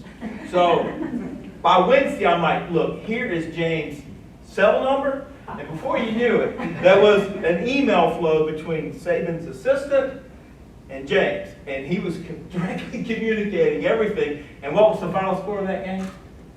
It was a good score. One big. James Spann gets a big assist for that game. That's nice, but we botched some too, okay? And about the time you start thinking you're good, you're not good. So let me throw it out to you. Does anybody here want to ask any questions? You've got a very impressive panel here. Any comments, questions, thoughts? Yes, sir. Mine is kind of sorry. We'll get you a mic for our video recording. I work at the Fayette Aquatic Center in Fayette, kind of hyper-local, but a small It's a beautiful place. water park that we have on average about 400 people a day. So Jonathan is kind of like an 82-game homestand for me. But some of y'all have referenced subscriptions. Jonathan mentioned WeatherTap. James, you've communicated me. RadarScope is a good app. But outside of the eyes and the ears and the common sense, what would be some of your recommendations? Because, basically from Memorial Day to Labor Day, you couldn't drive the needle up my backside with a sledgehammer because, every afternoon there's a possibility of lightning. And oh yeah, we've got 188,000 gallons of water there too. But, lightning is our main concern. Outside of the common sense eyes and ears, what are some of the best subscriptions, apps, whatever that you could recommend to help us, see when that lightning is getting close? And that's for anybody who wants to answer. Well, at the SEC, we have an office subscription for this program called Weather Century, which you can use as an app or a website. And you can, as I think Ken was mentioning before, you can designate where you are and set up radius markers and it will alert you when there are lightning strikes within your parameters that you have set up. Also from the website, hopefully I don't step on anybody's toes on this, but our resident meteorologist has told me to stay away from weather.com and has directed me to weather.gov, which is the National Weather Service's website, and that I can get some accurate information as far as forecast. And James has a website. Yeah, no. Look, and as I talk about this, I have no financial interest, zero, none. I don't sell apps. I'm not in that business. I'll give you some thoughts. To me, a lot of enterprises like what you have in Fayette, they use weather ops. There's a company called Weather Decision Technologies, WDT. They have Radar Scope, and to me, that's the best radar app in the universe. It's available for Android. You can get real live lightning with Radar Scope with a Pro subscription. But they have just search Weather Ops by WDT, and that might serve your needs for a venue like that. That's kind of an industrial grade version of every product that they offer, but it's Weather Decision Technologies. And they also make the app called Weather Radio by WDT, and that's the one we like for the warnings. This is one my family uses. And again, I have no connection with them. I have friends that work there, but no financial interest in it. But I'm a big fan of their products and services. Anybody else want to share some thoughts on weather products that they... Real quick, so when you go to weather.gov, that's the National Weather Service site, NOAA, and you can either click on a particular area and it'll lead you to the forecast office that serves you, or you can put it in a zip code or a location, and what that'll do is give you a forecast, and then with a sidebar that actually gives you hour-by-hour forecast, temperature, relative humidity, wind direction, speed. We don't have lightning data on there, but weather grids, and that's done for basically anywhere in the entire United States. One thing I will say about that, my first time going there, I put in a site, and then it came up with different graphs to tell you what the precipitation chances are, the wind speed, and all that. And I was like, man, what the heck is this? I can't read this. All you got to do is click on it, and it gives it to you in a different format than a layman like myself can understand. I called our meteorologist. I was like, can you explain this to me? She's like, just click on it. I clicked on it. I was like, oh, got it. Thank you. But let me just say this too. As I get old, I know how much we don't know. I've said this before, I'll say it again. I think humility is missing in our science. Air mass storms on a summer afternoon, we can't really help you. I'm sorry. I don't know at 7 o'clock in the morning if it's going to storm in Fayette at 3:35 in the afternoon. And we're not that good. If anybody here thinks we're that good, I'd love to hear your secret, but air mass storms, it is a challenge, and that's just the problem. Matt, is there any hope in the next generation for forecasting air mass storms? You're on top of the academic side. Well, the modeling, the scales, both temporal and spatial, and the amount of data that we ingest, I mean, there is hope for it, and they're better now than they were 20 years ago. But Yeah, I mean, you're going to get to the edge of physics where you can't. I mean, it's just going to be impossible. But we're doing weather balloons every 12 hours, which is... But I mean, we can predict the air mass, but the exact location for thunderstorms, where they're going to form, that's still a challenge, definitely. But there is a lot of work being done in high-resolution models that is getting a whole lot better, and it is getting down to a very small area. Right. And again, the HER model is pretty good some days. Some days it's not, but some days it's pretty decent. I was going to mention, the university actually uses, we have 3 subscriptions, and some are better at various elements than others.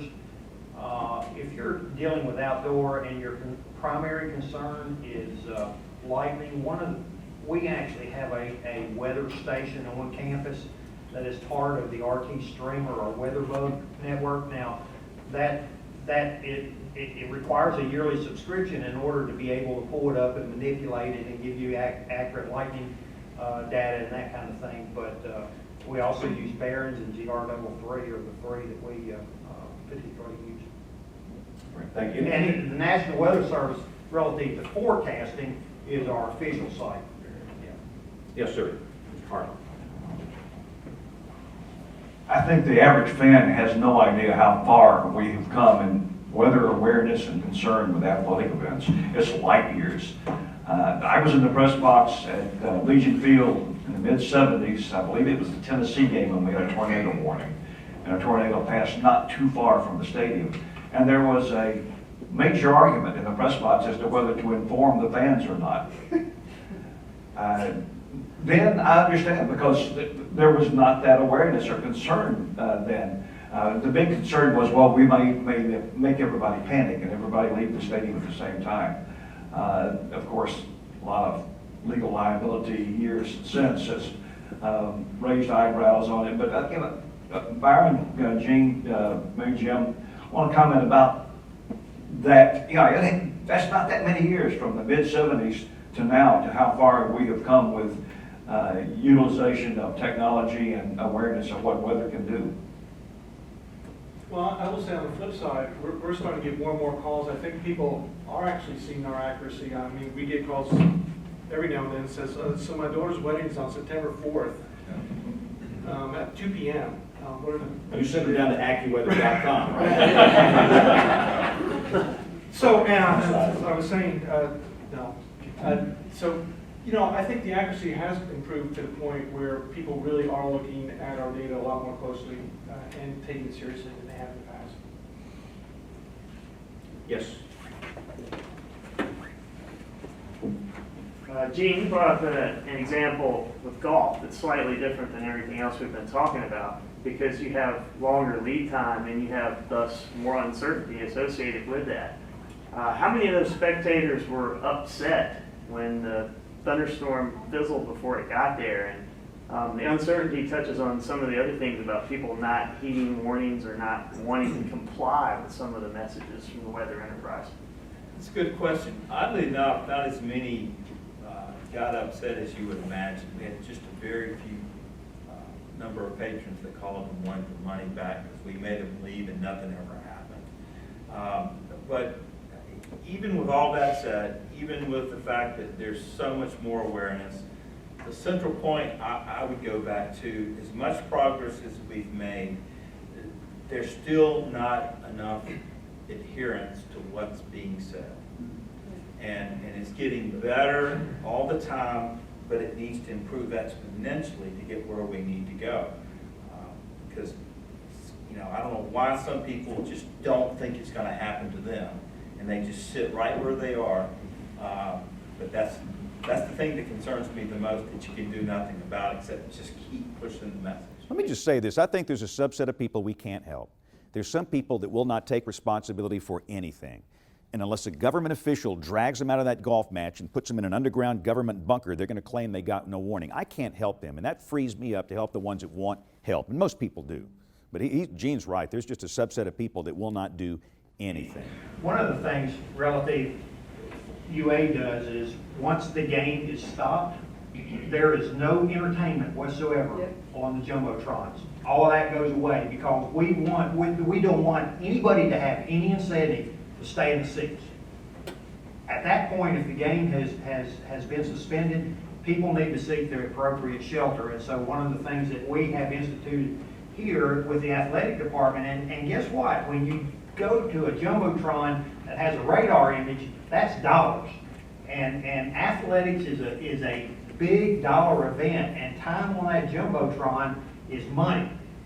But the athletic department and UA has made a commitment that we want to warn and our fans to heed those warnings. And so inside the venues themselves, if there is ever a stoppage of play, entertainment goes away.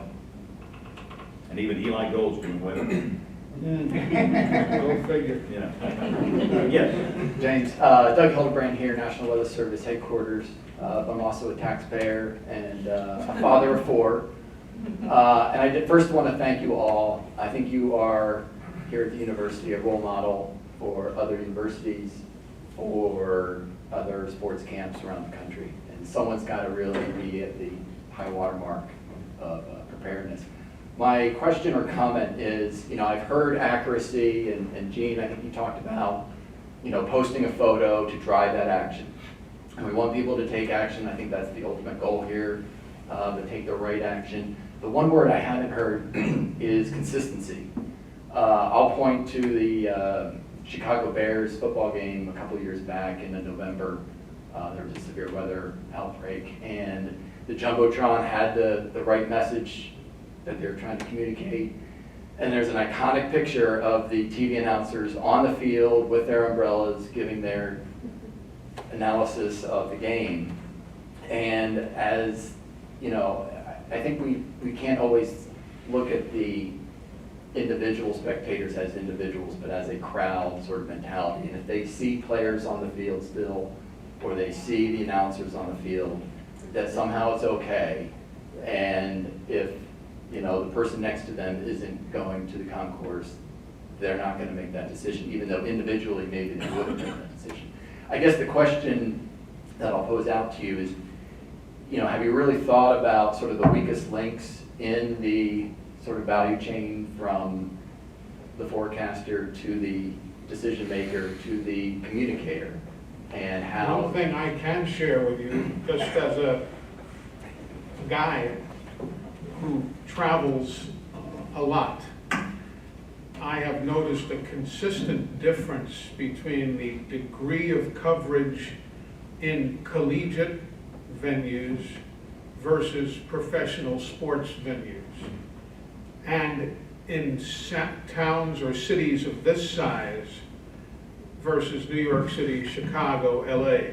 I was in New York doing some hockey games a few years ago, and there was a very unusual, unexpected tornado literally skirting Midtown Manhattan.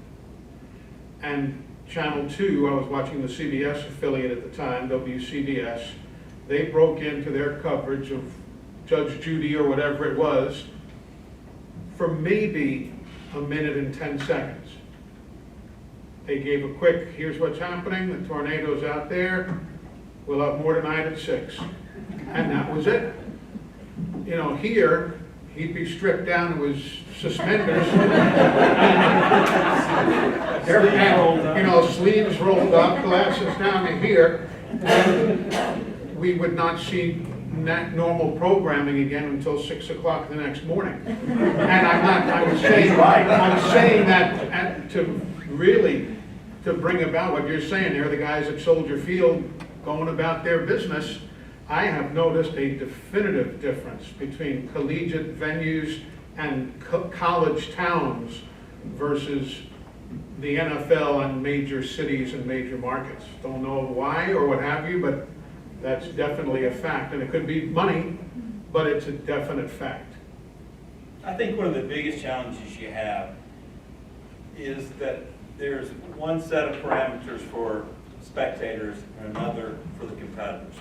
In golf, if it's a PGA Tour event and they don't have golf carts and they're walking, what you may not ever notice if you're at a PGA Tour event are probably 20, 15 passenger vans parked all over the golf course for an evac play.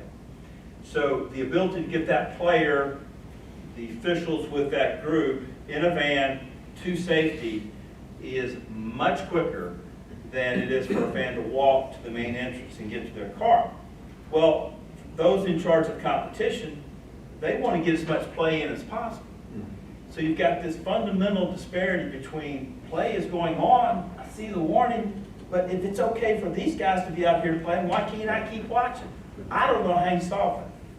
Because they don't want to stop too early. They want to get as much play in as possible. But you're not leaving if the band is still on the stage. Right. Well, I do a lot of tennis and professional tennis coverage, and they will tell you there's lightning in the area, we can see lightning in the area, but until the rain gets to the court and slickens up, not the entire court, but the painted lines, which can be very, very slick, they're not going to stop the competition. The onus is upon the individual to look after their own selves. And motorsports is, in particular, very challenging because a race fan is very dedicated. They'll sit right there if they keep going, because obviously those drivers keep getting in a hurry, in a big hurry, because they're in race cars to safety. So those up there in the booth deciding when competition needs to stop have a much different set of parameters than those that are concerned about. The track is dry, you're on live national TV, people have paid their $150 to come in. You know, it's a tough call to have to make, and if the track is dry, they're going to keep competing. And you know, I guess at one point you have to say when is it the fans' responsibility? Again, not talking collegiately. We've got a whole clear guideline here, but in many sports, it's, you know, it's your responsibility. You don't like what you see, go out and get into the car. But many sports will not stop until a lightning strike is right there, or the rain is coming down, or the surface or track or what have you becomes unplayable. You know, and I think too, Doug, what really gets it even worse is when the meteorologists are involved in this inconsistent message. Now, we of course battle our own inconsistencies between WFOs and forecasts and those kinds of things. But when you see a big event, when there's inconsistencies, James might go on the air or any of the chiefs, but then the news producer starts saying, you know, flooding that's not flooding or something bizarre. And then one of my pet peeves is like, we're the liaison office to the governor's office, so I'll be sitting there with the governor who's just made a decision to evacuate all the beaches, and here you have local and national TV Mets on the surf, proudly displaying their AMS and NWA seals of approval. You know, maybe that needs to be, that's a huge inconsistent message, and I think that causes some issues. Preach on, brother. I can't argue with that. Anybody else have a comment or a question? I work in collegiate recreation, so we do intramural sports and club sports, which happen primarily nights and weekends. So we are left to make decisions to whether people are coming to our events or when to cancel and things like that. Do you have any advice for what resources or what we should be looking for on those resources to make those decisions? And go through some of the sports that are involved in your Flag football, soccer, rugby, baseball, softball. Mostly here at outdoor- Alabama, we mostly have outdoor. 11 fields going on a given night during the week. And we're turning over fields every hour. So we're not only talking about the students on the fields at that moment in time, but the ones coming to the venue. It's out in the open. It's a giant field space with a very small control building. They can go to the recreation center, but again, that takes time, just like a golf course. Thoughts? Since it's here at UA, let me make a comment about that. One of the things relative to weather, we have a listserv that we push out as soon as we get anything from the National Weather Service. Got an iPad here. You know, I got caught unaware the other day, or not unaware, but a little bit off guard about significant weather alert. Well, I push that information out to our listserv, and at the very top it says, please notify your direct reports. I can't notify on something that is not severe because I don't know what everybody is doing on campus simultaneously. So there are individuals within student affairs, which I believe you all would be under, who has that information, and they are the ones that should be aware and help push that message further down the tree to whatever is happening. Now, if that's not happening, that can be a discussion that we can potentially have and see if we can't work at solving that. But again, as soon as there is anything official that comes from the National Weather Service, I in turn make sure that decision makers inside the university, I or somebody on our staff, make sure that the decision makers inside the university are aware of that is happening. Now, is that point in individual and student affairs always there? They may be on vacation, I may get an automatic feedback, but we try and push that information. And it goes from a significant weather alert with a thunderstorm of 40-mile-an-hour winds and lightning to, you know, a tornado. Any other thoughts? Again, I have weather radio by WDT on my phone for as many people as you can. Those warnings, you will know that they're there. And the nice thing about the phone warnings, it works by polygons. If you're in the polygon, you get the warning, and if you're not, you don't. They work very well. Anybody else?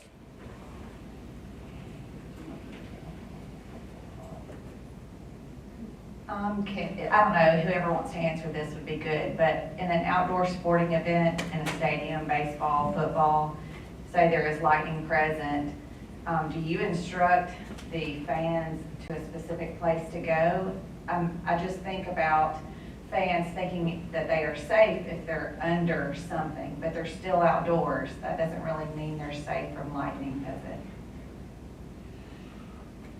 I will say it depends on how far the lightning is out. I think our parameters are in place to allow us to have people to leave the stadium. Because one of the things that the weather event is around you, on top of you, you don't want to push people out into the weather event.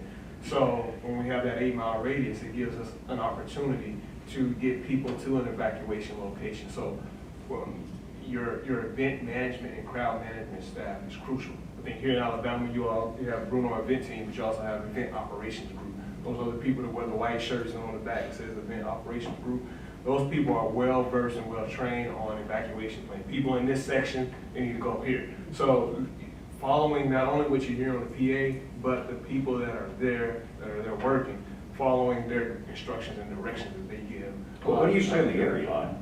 Let's say we have a lightning delay. What would you be telling people to do? If it's a lightning delay, I'll explain what's going on, and I'll really be listening to the public address announcer, and, basically regurgitating what the fans in the stands are being told.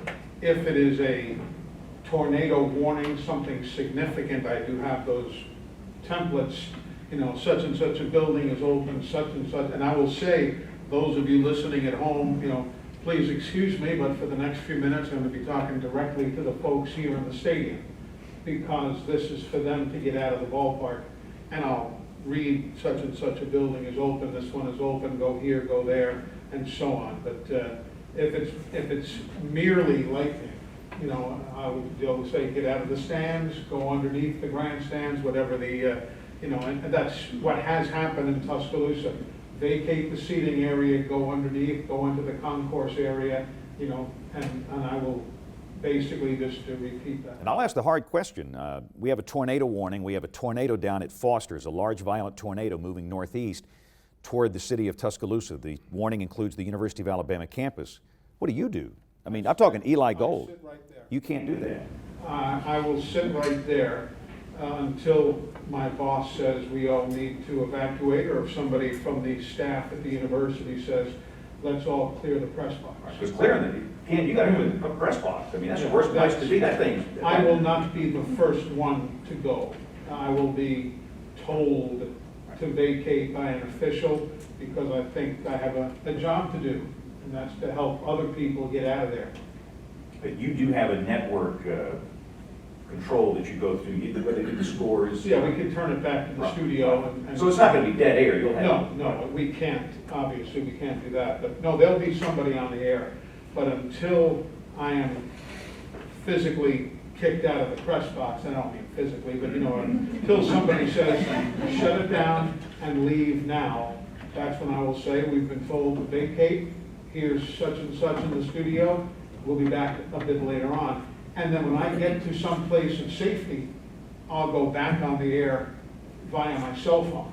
Obviously, it won't sound crystal clear like it would through digital audio, but once I got downstairs, if I'm in the men's room, if I'm in the concourse, whatever it is, I'll then dial up and get on the air through a dial-in. Gotta do what you gotta do. Yeah. Yes, sir. Throw a little curve to you in your thought process. We've been thinking Saturday football.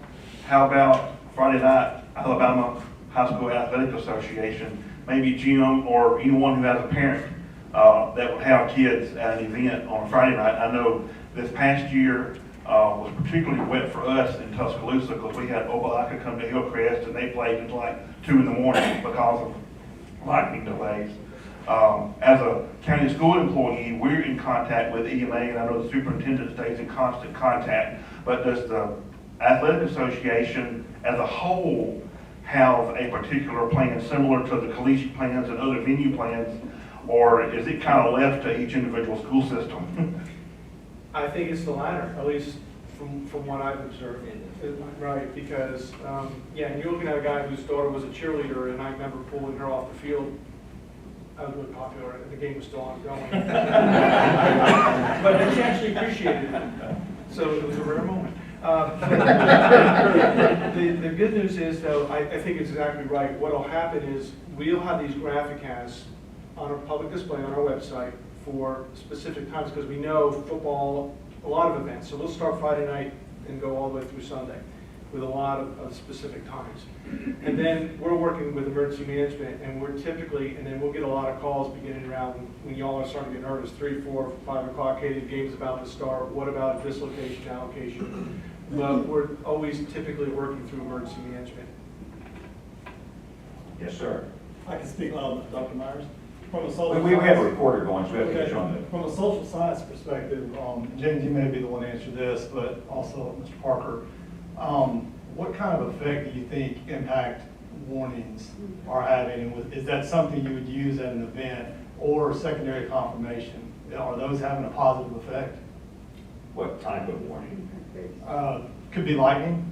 We know tornado can get pretty dramatic watching you. Right, you know, the problem we have, and everybody here, there's no lightning warning. There's no message sent out by the National Weather Service that warns for lightning. A severe thunderstorm, by definition, has 58-mile-per-hour winds or greater, or 1-inch diameter hail or larger. It has nothing to do with lightning. And is that a problem, Jim? I mean, is it there's no lightning warning? I don't know. I'm not trying to put anybody on the spot, Jennifer, but So that, oh, go ahead. we have been going impact-based warnings. I think we're working with social scientists to get a lot more work and for folks to truly understand, because at times I think we've spoken like meteorologists to the public and they really haven't understood what we're trying to tell them to do. So I will say, just from personal experience, I'm not sure how people are responding to the impact-based warnings, but I haven't reviewed all the research, and I don't know if Jennifer, if you... Yeah, I can highlight, and I've got Laura and Susan and others here. We've got some big-time social scientists in the room, obviously. So Jennifer Sprague Hildebrand, National Weather Service Headquarters, do a lot of the social science, or help orchestrate a lot of the social sciences. We're trying to take the physical science and connect it with the social science, that we can better articulate the risk and communicate it in a manner that you take action, that you take action, that you take action. The thing I've been listening to here is it's doing the right thing sometimes is not popular. And I'm a Seminole, and I know I'm in enemy territory here. A what? A Seminole. And I also know what it's like to be in the stadium, and I don't want to go home either, because I want to see my team win on occasion. But we've got to make a decision. And we've got to do the right thing, and we've got to be, you know, if you're going to have people on the field, commentators, I'm not going to want to go. I'm going to want to stay. I'm glad to hear that on the Globetrotting that you take stuff off, because that's entertainment. People stay. We've got to make a change, and is it going to take the stadium getting hit and hundreds of thousands of people die? Thousands of people die. I don't think that's what we want. So we've been doing social science impact-based warnings as we're taking a look at do we put the impacts in there so that people understand it. There have been some good side of that, some bad side. We're learning that sometimes when we make words that we think as physical scientists make great sense, really don't make great sense and don't incite the type of action that we want. So this is a long-term process. It's not a one and done. This is going to be a long partnership with the academic community, the private sector, the media, the EMs, our WFOs, different offices, consistency. So look forward to a very long conversation on this, and look Let's forward talk to about us making the right NAPCOs. No, I'm decisions. just kidding. We'll be here till midnight. That's not going to happen here. Let me ask a question which may not be popular, but I have heard a number of our professionals today talk about people, fans, general public, not taking heed of warnings. Is it possible that there have been so many cases of crying wolf that people just totally disregard? I mean, I don't know, and I say this with the utmost of respect. Please don't take me wrong. But every time there's been a warning of something, yes, it may hit one small area. Jefferson County, the sirens are going off. Well, it might be all the way up there, and Eli, it's not. don't tell me you're getting your warning with a siren now. And it's not impacting the guy in the southern portion of the county. Is it possible that we have gone overboard with the warnings, that it only impacts somebody once every 150 warnings, and they say, screw it, it's just another warning? Absolutely. I don't know what you can do about it, whether you can narrow the target area of your warning. This is a warning for the Hoover area. This is a warning for the Warrior area. But I wonder if folks are not reacting. Let me respond. You're dead on. I think you're dead on. I thought that the cry wolf syndrome killed people 5 years ago. But if you heard what he said, the false alarm ratio is 80%, and it's dropped to 20%. And how many years ago? The real alarms, but again, even that real alarm is impacting Right. only That's my next comment. that little spot. on the When did we go to storm-based warnings? 8 years ago? So in 2007, that problem was solved. The legacy old systems like sirens in many areas are still county-based. And that's what you're talking about. Why in the world warn somebody in the northern end of a county for a tornado that's going through the southern end? That problem has been fixed. We just have to get everybody on board with new modern warning receival methods. And you've taken it a step farther.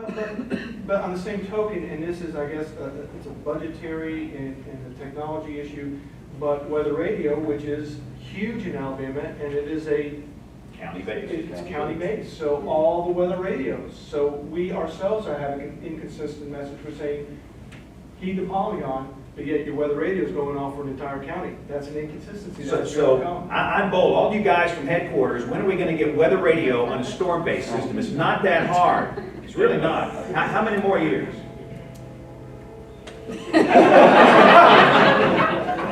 I don't know. It's going to take years.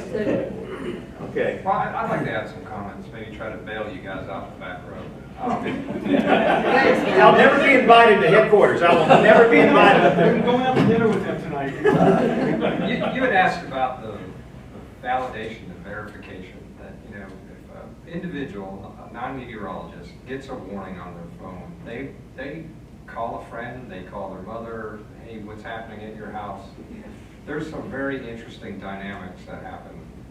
I think part of our profession, though, our real frustration is that when we do have a good forecast, I mean, you heard turn around, don't drown.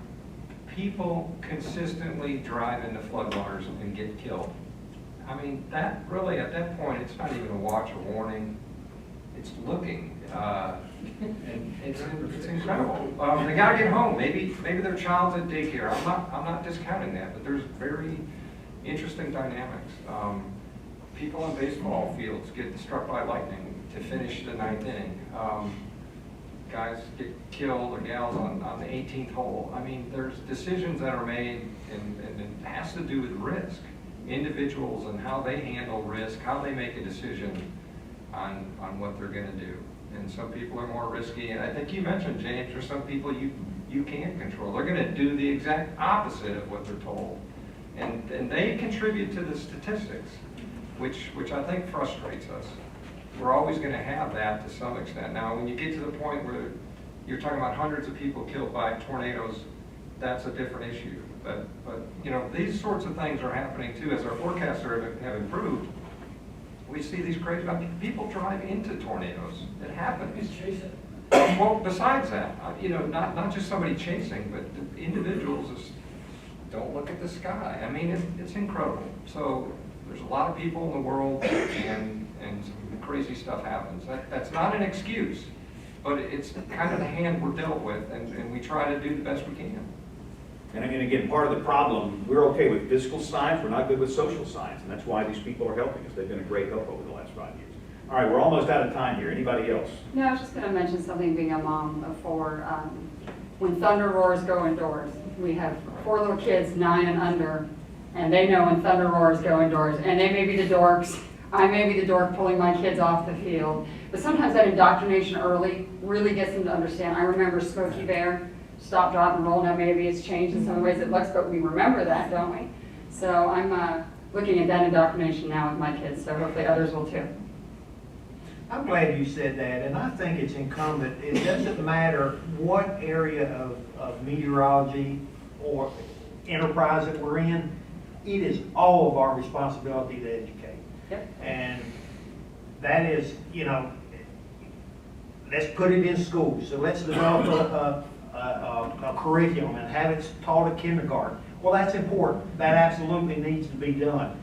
But it's not, we still have to take some ownership ourselves and be able to educate and teach those very fundamental phrases that are easy to remember. And it doesn't matter if you're in emergency management and that's your role, and it doesn't matter if you're sitting at a computer and looking at the radar imaging and models all the time. It is still your role to help educate the public, however big a sphere of influence you have. It's all of our roles. But not to be a contrarian, but on the social science side, I have a 10-year-old son who has an abnormal fear of tornadoes. He's obsessed and concerned. It rains and he asks me, is there a tornado coming? So. Yeah, my daughter does the same with lightning. Her dad thinks it's weird, or my ex-husband thinks it's weird about the lightning, but yeah, she freaks out with the rain. Yeah, we've been looking at a lot of stuff in terms of weather anxiety, especially after very severe events like what we had here in 2011. There's a lot of post-anxiety, but then there's this generalized anxiety, and so the social scientists are looking at a lot of that, trying to understand where that's coming from and what we can do to deal with it. But thanks for your leadership of the younger generation. I'm in schools every day, and I coach youth baseball for a long time. I was the guy that pulled my team off the field. I'm like you guys, you know, with the cheerleading thing. If I hear thunder, I'm out. My team's off that field. You can play all day, but you're not going to play my team. And, you know, people see that, and slowly but surely you build a message out of that. So, and I am afraid of one thing, lightning. When that 12-year-old girl was hit last year and was killed at Gulf Shores, it will break your heart to read about this young lady and her family. And that's happening way too much. And I'm afraid we get so obsessed with tornadoes, we're forgetting the lightning side of things. And that's a big deal to me. So, anybody? I absolutely agree. I have a friend, doctor, lives in Atmore, Alabama. His wife was pushing a garbage cart from her house to the street and was struck by lightning. And he was working in the emergency room when they brought her in. She lived less than 24 hours. It's personal. Lightning is a huge killer in Alabama. And yes, you're absolutely right. The tornadoes get all the attention, and we don't have lightning really warning systems. But again, here at UA, that's why we take that whole lightning issue very, very seriously. And it doesn't matter if it's Week of Welcome or Sorority Rush or Greek Fest where there's an outdoor concert or the Alabama baseball game or a football game or whatever. That information relative to lightning is fed to those decision makers, and plans are developed ahead of time with these events and are put into place so that in the event that there's a Greek Fest out on the soccer field, what are we going to do? Where are the people going to go? Those plans are done ahead of time, and you have to be able to be proactive and make plans, and I know that's what I'm paid to do, but we have to do it on an individual basis as well. Yeah, we can't be hypocrites. I mean, you can't be out there. I agree. What Jim said is true. You look in these hurricanes, you're trying to get people out of the hurricane zone. You don't want anybody down there. And there's an ocean of these blow-dried TV boobs down there doing these live reports. What kind of message is that sending? I agree. I think it's wrong. Goodness, and we've got to do a better job in our business of not being hypocrites and sending the right message. James, on lightning real quick. Yes. Two stories. Oh, good. We'll wrap it up on Gene's two stories. Bruno, famous golfer, was actually struck by lightning during a tournament. He ended up having his back fused in 2 different places, and to this day, it impacts him. But he had a funny line, and you have to play golf to know, but a 1-iron used to exist, which is a flat iron, and it's very difficult to hit. And so people would ask him after the lightning strike, so Lee, what is your advice? And he says, well, what I do in lightning strike, I take a 1-iron, I go stand in the middle of the fairway and hold it up. And they go, why do you do that? He said, heck, God can't even hit a 1-iron. He'll be here till midnight. We got to see. Thank you for coming. God bless all of you. Appreciate it. Thank you all for having us.